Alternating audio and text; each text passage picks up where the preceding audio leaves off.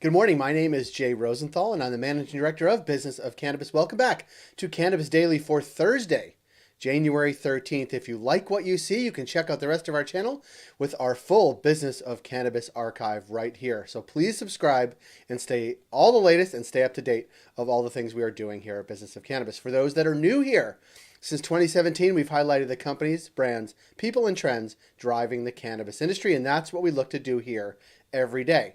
Following the rundown of the key stories we're following, we get into our BofC Live segment, where we'll be joined by Luca McCann of CannDelta. CannDelta is the official regulatory advisory of Business of Cannabis, and we wanted him to look ahead at cannabis regulations in Canada and elsewhere in 2022, as well as take a look back on regulations that went into place in 2021. We'd love to hear from you in the comments, and always feel free to visit us at businessofcannabis.com, as well as through all of our social channels, Twitter, LinkedIn, Facebook, and Instagram. Before we get going, we encourage you to check out two upcoming events. First, our retail series on January 26th, which will be online, made possible by Leafly and our friends at Vitrina Group. We'll look at inventory planning for 2022 for cannabis retailers, as well our Business of Cannabis Miami event on April 6th, where we'll talk cannabis retail tech, design, and data. You can find out all about those things in the description below. For today's top stories, can smoking weed prevent COVID?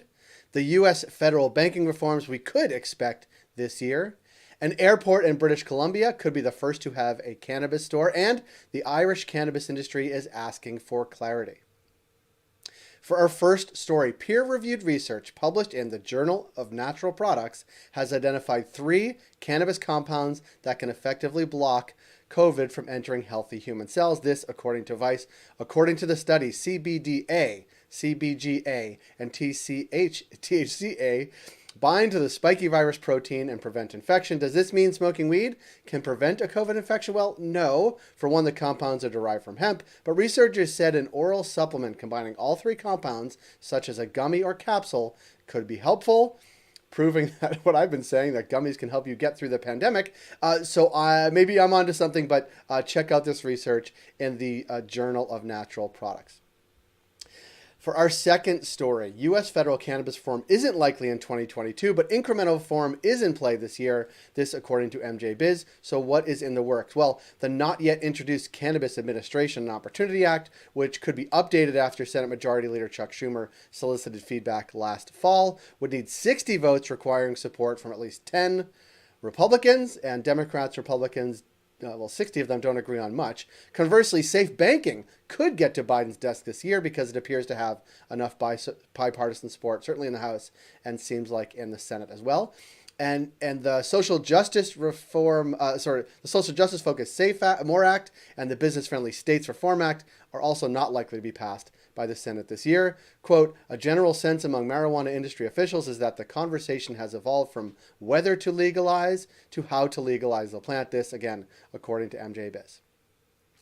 The small Prince George, British Columbia Airport, YXS for those following along at home, could soon be the first to have a cannabis store. As long as they get their business license, the founders of Copilot, who, by the way, will be on BofC Live next week, will be, quote, pioneering cannabis for travel.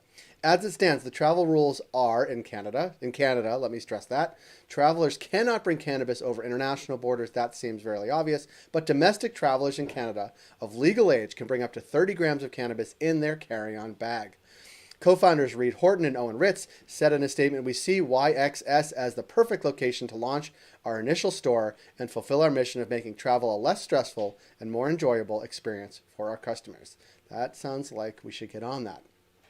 For our final story, the Irish High Court will hear several cases on January 18th as part of the judicial review of drugs law and how they're interpreted, this according to Business Can.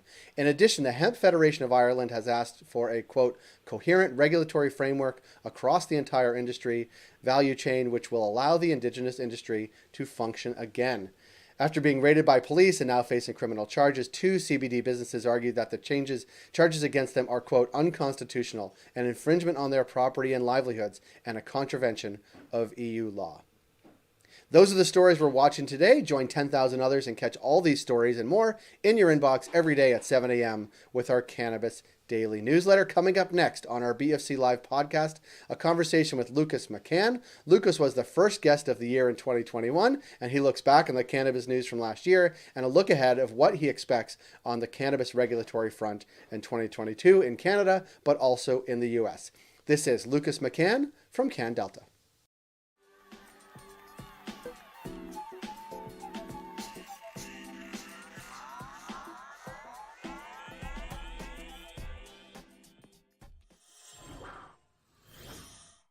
Lucas McCann, thank you for being here. Happy New Year, Jay. Great to see you. Happy New Year. And it's funny you should say New Year. Last year, are you ready? We connected maybe the first BFC Live we did in all of 2021. You came on to share what you thought was going to be the year ahead. Oh no, what did I say? Well, I'm glad you asked. So you talked about the rate of retail licensing.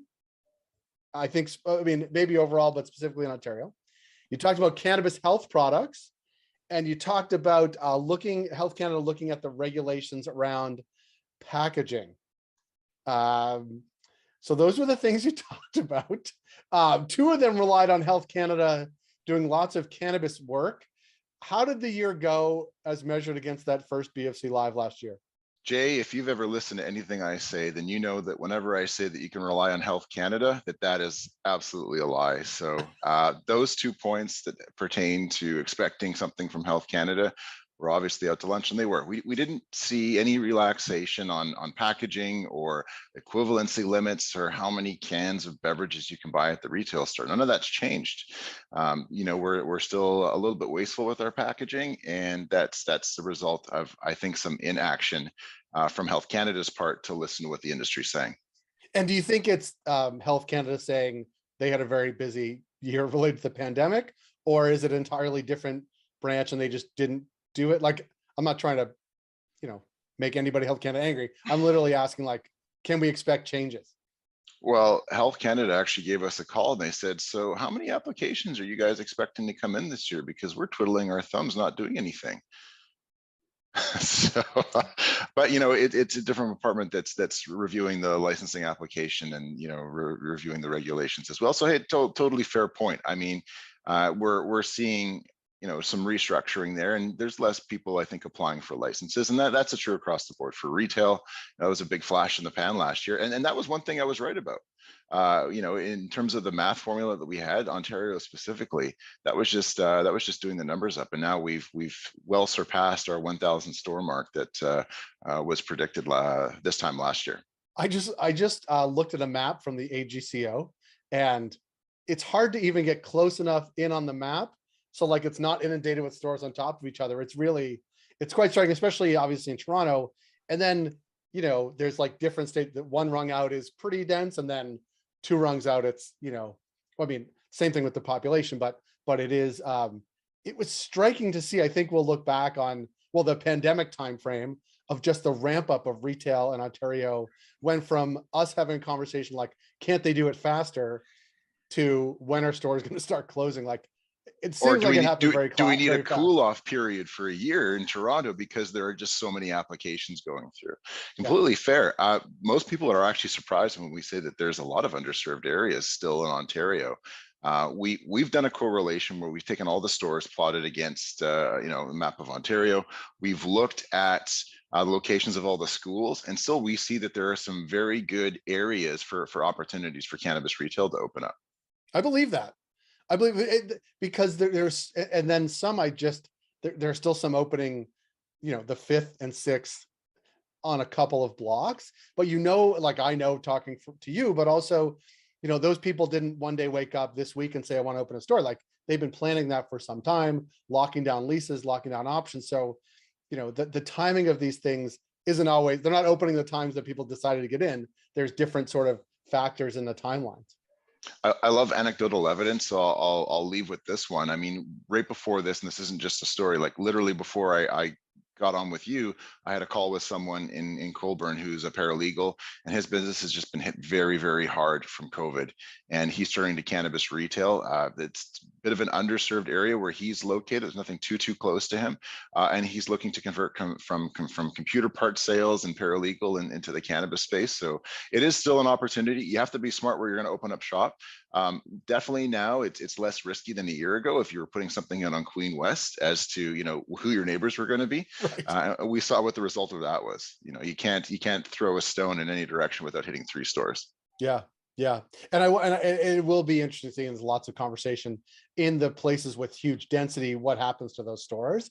And I wonder, as we sort of zoom out and sort of take a bigger picture, if like cities like Vancouver didn't get it right and sort of draw 300 meters around each store and say, here's your little monopoly, now go F off.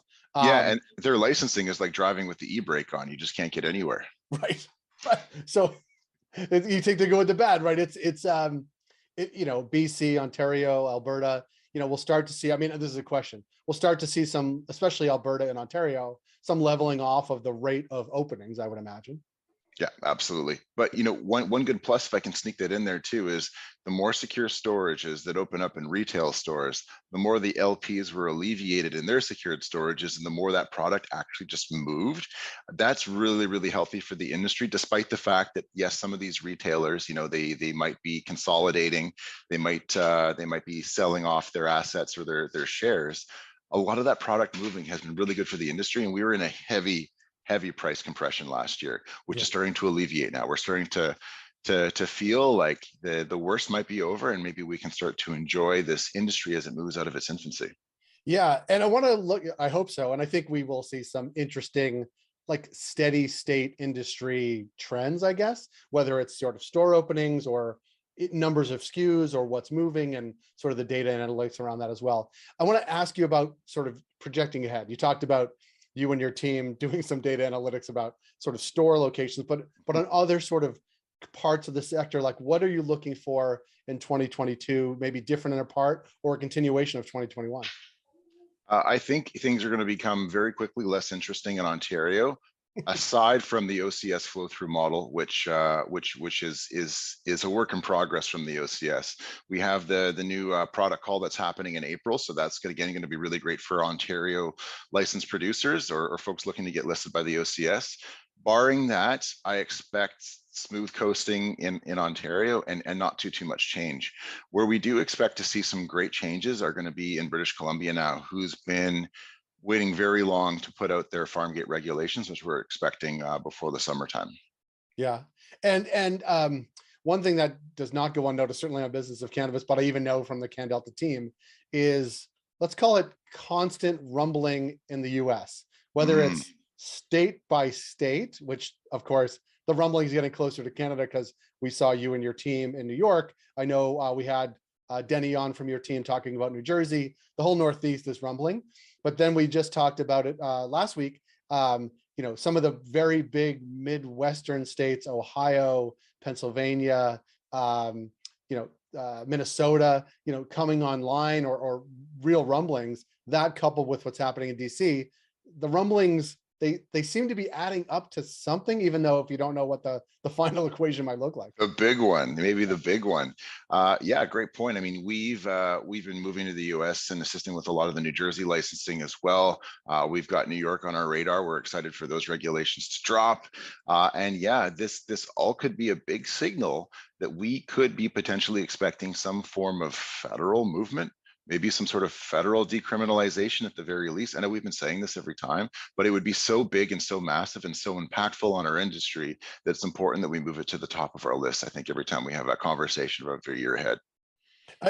One question, and then we'll leave it at this, and then revisit it in 2023 as well. But thinking about, like, doing work in New Jersey, doing work in New York, it strikes me that the conversations basically repeat themselves jurisdiction to jurisdiction, right? New York just got done, I think, at the end of December, where cities and municipalities could opt out of lounges and retail, right? It's like, okay, well, we've seen that conversation here. Like, we saw that in Mississauga and some other places, and it happens in New Jersey, and it's going to happen in Minnesota. We had conversations about it in South Dakota. Like, the conversations just seem to repeat themselves over and over again. Do you sort of see trends along those lines too? And are municipalities, cities, and states getting smarter as they regulate?